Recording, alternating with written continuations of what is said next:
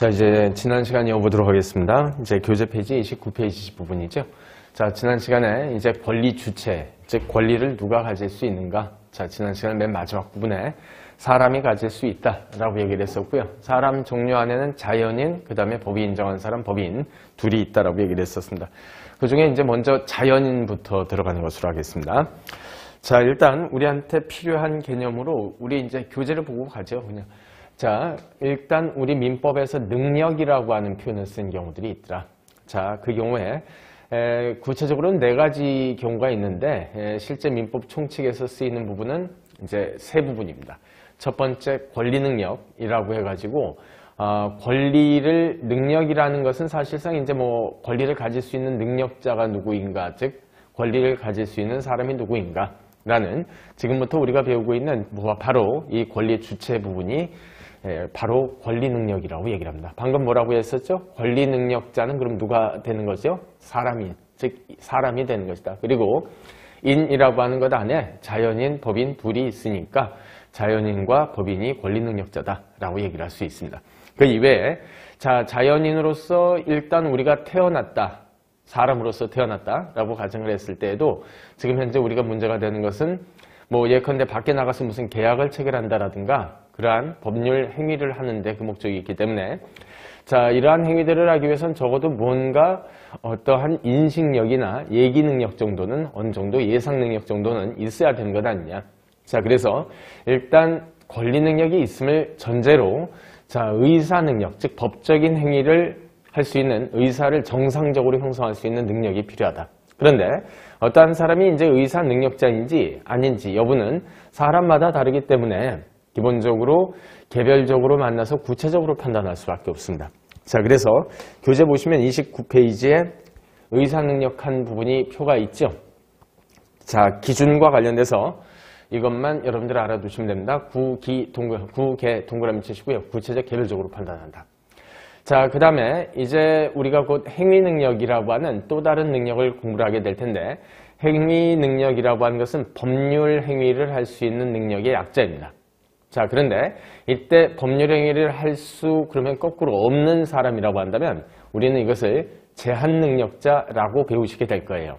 자, 그런데 어떠한 분이 제한 능력자인지 아닌지, 즉 행위 능력을 보유하고 있는지 아닌지는 아예 기준을 세워놨습니다. 제도상. 자, 그렇기 때문에 가장 대표적인 제한 능력자는 미성년자예요. 그런데 미성년자 중에서도 똘똘한 애기들이 있죠. 밖에 나가서 계약도 잘 해오고 그러한 애기들도 있지만 그럼에도 불구하고 미성년자는 단독으로 유효하게 법률 행위를 할 수는 일단은 없는 것으로 처리를 해두고 있습니다.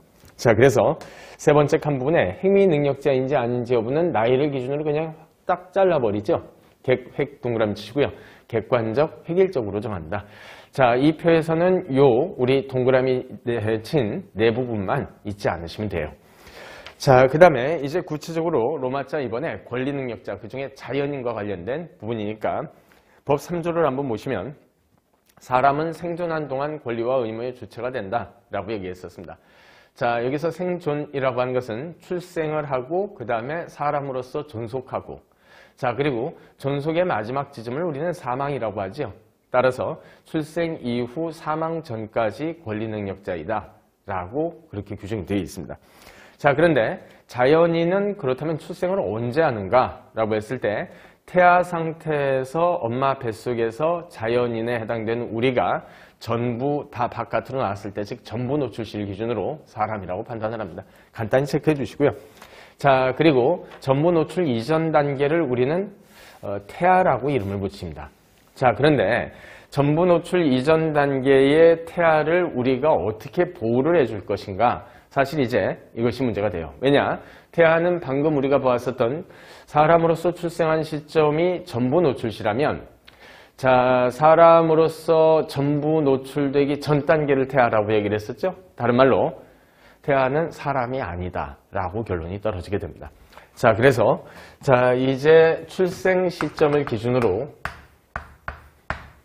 그 이전 단계 엄마 뱃속에 있을 때를 우리는 태아 상태라고 하는데 좀 쌀쌀맞게 이야기하는 것이지만 그럼에도 불구하고 태아는 사람은 일단 아니다. 그런데 사람이 아니다라고 이야기를 하는 순간 방금 말씀드린 바와 같이 좀 지나친 표현 아니냐. 그래도 애기도 생명체인데 라고 생각할 수가 있고요. 그러니 우리 사람과 즉 우리와 마찬가지로 똑같이 보호를 어느 정도는 좀 해줘야 될 것 아니냐라는 태아도 일정한 영역에서 보호를 해줘야 된다라는 논의가 시작돼요. 그런데 자, 태아를 어떤 식으로 보호해 줄까라고 하는 태아의 보호 방식과 관련돼서 자, 나라마다 다릅니다. 자, 그렇기 때문에 자, 어느 나라는 일반적인 면에서 모두 우리 자연인과 똑같이 보호를 하는 일반적 보호주의를 채택하고 있는 나라도 있고, 자, 일반적으로 모두 그냥 똑같이 출생한 사람과 같이 처리를 해준다면 우리가 굳이 사람과 그 다음에 즉 자연인과 태아를 굳이 구별할 필요가 뭐가 있겠냐. 따라서 구별한 이유는 모든 영역에서 모두 다 보호를 해주겠다는 게 아니라 개별적인 몇 개의 권리만 주겠다. 자, 그렇게 보호를 해야 된다라고 하는 개별적 보호주의 크게 두 가지 나라마다 각 다른 태도가 있습니다. 그 중에 우리 민법은 개별적 보호주의를 채택하고 있어요. 그래서 모든 면에 있어서 모든 권리를 다 주는 것은 아니고요. 개별적인 몇 개의 권리만 준다. 자, 그래서 교재 페이지 30페이지로 가시고 첫 줄에 일반적 보호주의와 개별적 보호주의 중 우리 민법 개별 보호주의를 채택하고 있다라고 돼 있죠? 간단히 체크해 주시고요. 그러면 양괄호 2번 부분입니다. 개별적으로 어떤 권리를 주느냐, 몇 개의 권리를 준다라고 했을 때 첫 번째, 불법행위에 대한 손해배상 청구권의 주체는 인정을 해주고 있습니다. 간단히 체크해 주시고요. 그 다음, 태아 상태에서도 상속권을 주고 있습니다. 자, 이때 이 상속권이라고 하는 것의 안에는 우리가 특히 알고 있는 그냥 상속권도 있고 그 이외에 소위 유류분권이라든가 대습상속권이라고 하는 것도 모두 상속권의 일종입니다. 자, 그 다음 세 번째, 태아 상태에 있는 아기한테 자, 아빠가 유언을 통해서 혹시 나 죽으면 이 뱃속에 있는 태아한테 뭘 줘라 라는 형태로서 유언으로서 뭘 줄 수 있는가. 유언으로서 주는 것을 우리는 뭐라고 하더라고요? 유증이라고 표현을 합니다. 인정을 하고 있습니다. 자, 그 다음에 네 번째, 인지라고 하는 것은 혼인 외자 상태였을 때 그래도 저 아기가 내 아기가 맞다라고 구청가 가지고 인지신고라고 하는 것을 하게 될 텐데 자, 그러한 것을 할 수 있겠느냐라고 했을 때 태아 상태에 있는 아기에 대해서 아빠는 인지를 할 수 있습니다. 다만 태아가 아빠한테 인지해 주세요라는 인지 청구는 하지 못합니다. 자, 그 다음에 다섯 번째, 사인증여라고 하는 개념이 나와요. 자, 우리가 첫 시간에 자, 계약이라고 하는 것의 종류를 우리 참 알아봅시다 라고 이야기를 한 적이 있었죠. 그때 우리는 증여라고 하는 계약을 최초에 처음 만나는 계약 형태로서 공부를 했었어요. 그런데 자, 예컨대 A라고 하는 사람이 요 동그라미를 B에게 공짜로 주기로 했다라고 했고 B는 고맙습니다 라고 일단 얘기를 했었다. 그래서 양자 사이에 이 동그라미에 대해서 증여계약이 체결되었다. 그런데 증여계약 체결 형태가 지금 내가 너한테 줄게 라는 형태도 있고 자, 주긴 주는데 내가 나중에 죽으면 줄게. 괜찮겠니? 라고 A가 얘기를 하고 B가 네, 그렇게라도 받겠습니다. 라고 얘기를 한다면 이때 우리는 양자 사이에 증여계약이 체결되었다라고 얘기를 할 수 있어요. 즉, 지금 당장 주는 것뿐만 아니라 사후에 주는 것도 증여계약으로서 지금 살아생전의 계약을 체결할 수 있습니다. 대신 말 그대로 나 죽으면 네가 가져가 라고 얘기를 했기 때문에 자, 주기로 했었던 A 증여자가 사망을 했을 때 그때 B가 달라라고 청구를 할 수 있는 것뿐입니다. 자, 이와 같은 증여계약을 우리는 사인증여라고 불러요. 증여계약 중에 사인증여라고 이름을 붙입니다. 아셨죠? 즉 사망으로 인해서 그때 주겠다라는 형태의 계약인데 자, 사인증여가 되었건 아니면 생전증여가 되었건 어찌되었건 증여계약 자체는 언제 체결되더라고요? 살아있을 때 양자 사이에 체결이 되는 거예요.